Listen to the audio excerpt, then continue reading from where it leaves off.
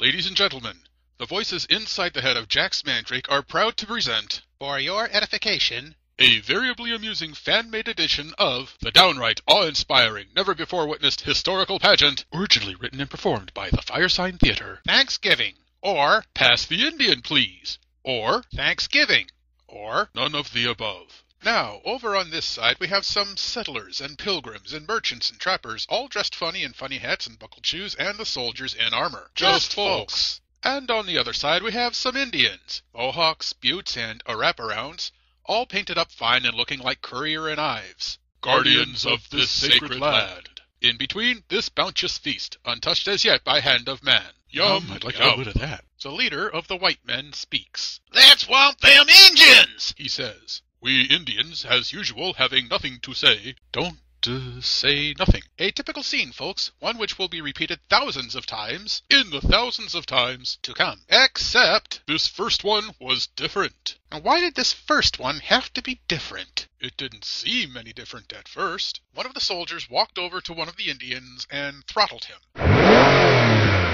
Well, you can bet that made the folks in the Buckley shoes proud as punch. Manifest destiny, said the captain of the ship. That Injun is good and dead, said the minister's wife. A dead Indian is good, countered the dragoon. The only good Indian is a dead Injun, cleverly rejoined a little boy.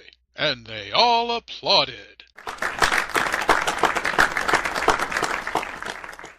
And they were going to let the little boy eat the Indian's heart. Yum, yum! When someone, I think it was the Archbishop, remembered that they were Christians. And eating the heart of an Indian doesn't really sound like something that Christ would do. The Indian didn't say anything, because, of course, he was dead. Good heavens! Exclaimed the chief of the Indians. These people not friendly.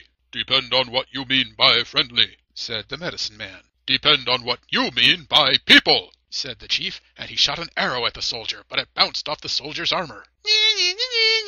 Said the minister's wife, raising her buckley musket. Bang! Said the musket, and a couple more Indians fell dead, clutching their intestines, which spilled out on the ground. Well, folks, that pretty much got things going. There was a good deal of shooting, and dodging behind trees, and skulking and so on. And the Indians killed a few settlers, and the settlers killed lots of Indians, and the feast was still untouched. And it looked as if democracy was to be made safe for America. And it looked as if America was to be made safe for no one. When? All of a sudden, a very strange and unprecedented thing happened. What happened was... And, this does sound a little strange. What happened was, all the pilgrims turned into Africans. Like that. Yeah, all the white people turned into black people. Now you may think that this occurrence amazed and befuddled the Indians. Not so, because the Indians had all turned into Asians. Well, this was quite a turn of events. I'm black all over, said Goody Proctor, so we burned her as a witch. Oh, dear. We felt bad about it thereafter, when we realized we was all black, too. Over on the other side of the table, things weren't exactly crystal clear either. I'm upside down, cried the chief. The loon sleeps on the sea, mused the medicine man. To which the chief replied, For first time, I actually understand what you mean. Well, folks, a funny thing happened. The pilgrims took off their buckles and they started dancing and painting themselves. And the Indians contemplated a lot. And a few days later, someone, I think it was the minister, said, What about that war we was having? Hear, hear, said the rest of the Africans. What were we fighting about? We was gonna take they land, said someone. Unthinkable, said the brothers. And besides, said someone else, what do you mean, their land? I dig it. It's no man's land.